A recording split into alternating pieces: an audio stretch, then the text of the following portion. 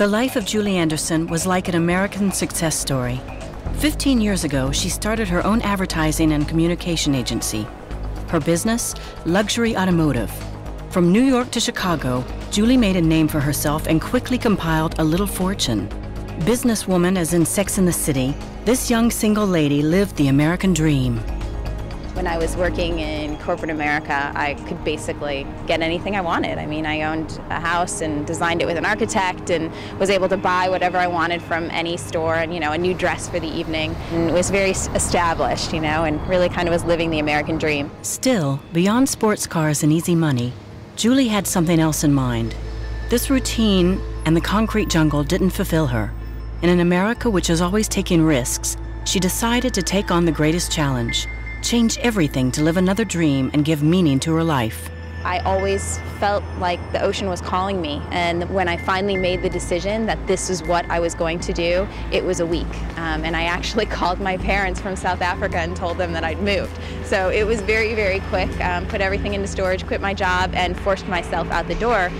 It was a scary transition, so to make it, I had to do it pretty quickly. I knew in my heart that I wasn't going to be coming back. Everyone was shocked, including her mother, who would have rather seen her daughter's amazing success in New York. But Julie left. She is now settled in South Africa. Cape Town is her new home, and diving her new life into the waters where shark species are still numerous and prolific. It surprised me. It overwhelmed me. It was something that I can't even explain how shocked we were. And on the other hand, how gratified we were. And the idea that she was giving up what a lot of young people would have considered to be the most glamorous lifestyle any young woman could possibly have. Julie decided to hit the ocean.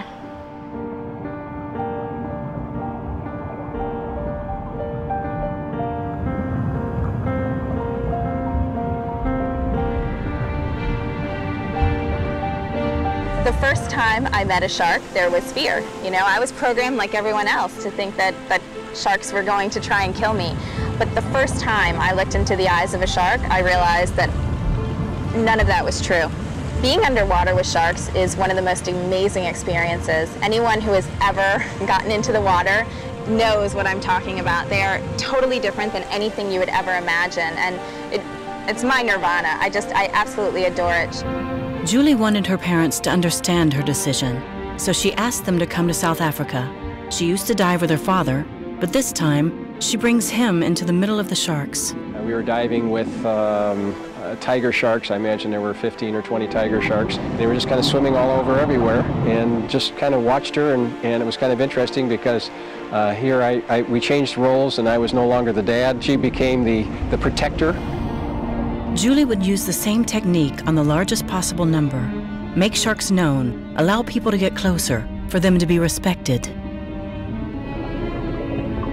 What I really love doing is taking people who are afraid of sharks. Famous surfers, we've taken famous rugby players, we took some of the All Blacks and the Springboks into the water with sharks too. These scared, huge guys all of a sudden realize, clinging on to me, realize that these sharks aren't out to get them. And it's seconds before they're down there trying to touch the sharks and swim with the sharks the same way that we do too. So it's a great moment to watch.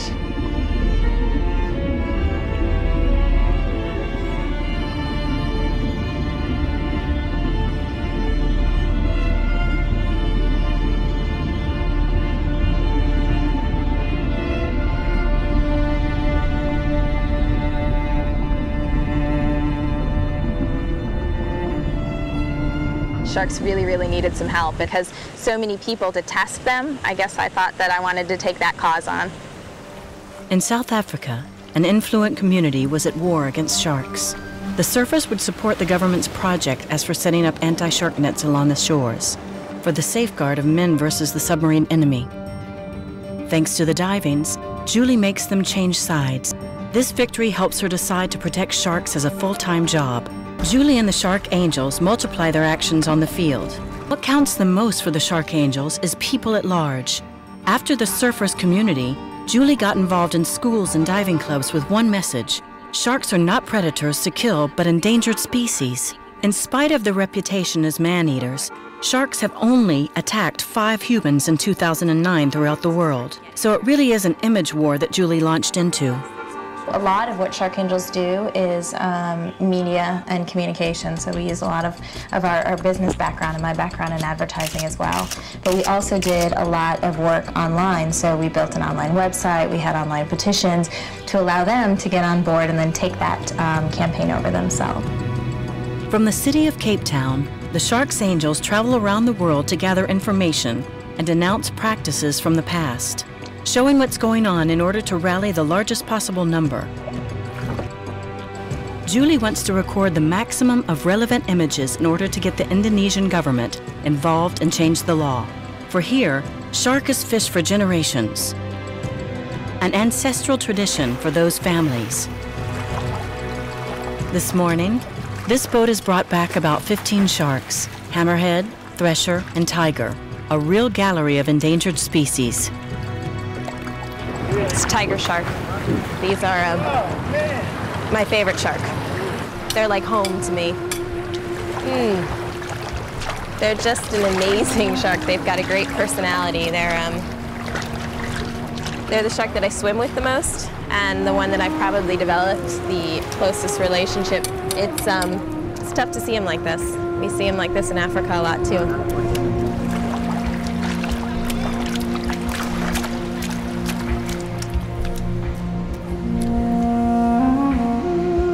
The reason why these sharks were caught primarily was for the fins.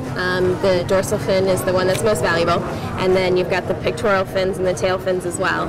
And what we'll see is they will basically just cut the fin off, and then they'll send it off to Singapore or Hong Kong to be processed. A few years ago, under this covered fish market, about a dozen sharks could be found from fishing trips, a period which is now over. The Indonesian waters are almost empty, and still, the day's catch represents a big salary for an Indonesian fisherman. The most beautiful shark fins are negotiated between 80 and 100 euros per kilo. That is twice the Indonesian average monthly salary. Kadang juga, kadang kalau satu grup itu yang full. Waktunya bilangnya orang Jawa mengatakan gadangan dia, waktu gadangan kan? Iya, iya. Dia full itu dipancing. Oh, jadi dia punya grup ya? Dia punya grup. What we are seeing at the markets is that the sharks are pretty much gone. The big sharks, it's unusual for them to catch big sharks, and now they're fishing the baby sharks. And so, of course, that's going to be a big issue. The sharks are pretty much, they've disappeared.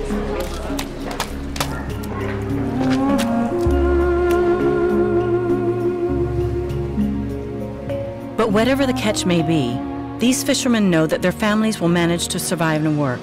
For there is not only shark fins that get sold, the teeth, entrails, the cartilage skeleton, as well as the skin.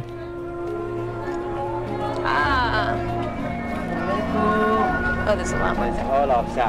All of the sharks. So you're using all of the shark. So this is the first time I've seen this. I'm not quite clear what they're doing with it. We can't blame fishermen who are just trying to make a living. You know, as much as I want to not like them, I realize that they're just doing what they have to do. And until bigger, stronger countries that have more money and more ability to offer assistance to countries like this get involved, we're not going to be able to help the fishermen find other ways to sustain their families. If those little fishermen collect cartilages and fins, the industrial fisheries can bring back many thousands of sharks in one trip. All over the world, overfishing is heartless. The Shark Network produced 500 million euros each year. And all the countries are involved, including the United States and France, who are the biggest exporters. And the cruel practices seem to be unlimited. The worst one is called finning. It consists in cutting the shark's fins, which is still alive, and throwing the dying animal back into the ocean. Two cities are the turntables of this business, Hong Kong and especially here in Singapore, where Julie Anderson is taking us in the heart of the network. The shark business is prosperous. From wholesale dealers to more modest plants and traditional medicine shops, shark fins are displayed at the Chinatown's windows. At the same time, it's difficult to talk about it with Westerners. Suspicion sets in very quickly, and Julie takes us to see the shops with a hidden camera. Wow, man, That's a lot of shark fin. Looks like thousands. And the price, did you see the price on some of these? Like this is $1,080 a kilogram. Does it taste good? Is it good? Is it good? You like? Yeah. Do you eat it? Prepared in soup, it is believed to have medicinal effects, very good for the skin and the bones. Shark was only meant for emperors. It has now become so accessible that it's eaten by millions of Asians. With 7 billion people on Earth, the limited marine resources don't permit us to eat as much fish as before. I would like to stop it. I don't understand why we can't, because it's not required, it's not for health, it's not for anything other than vanity, like a good bottle of champagne. So it seems like we could be logical about it and realize that it's destroying our oceans. By using her marketing skills, Julie decided to change people's minds in Asia. China and its over 1 billion individuals is at the heart of the problem. But it's the whole planet which is concerned. In Doha, the governments, who ignore the emergency, have chosen to protect only one shark species. And yet, scientists have identified about 500 different sharks, and we're still discovering new ones each year. There could be more than 1,000 at risk. Many species might disappear before we are even aware of them, dragging down in their collapse the whole balance of marine life. So now that the sharks are gone, they're moving to the next species that's going to bring in the best commercial value. They started fishing sharks because the tuna are now gone. Now that the sharks are gone, they're clearly focusing on other things. That's why we've seen the dolphins at the market. That's why we're now seeing them raking in the rays, because they're getting money for the gills. And it's much less money than for shark fin, but it's a lot more money than for simple fish itself. And as soon as those animals are gone, then it's the turtles, it's the lower species on the food chain, until finally we're all just going to be eating jellyfish.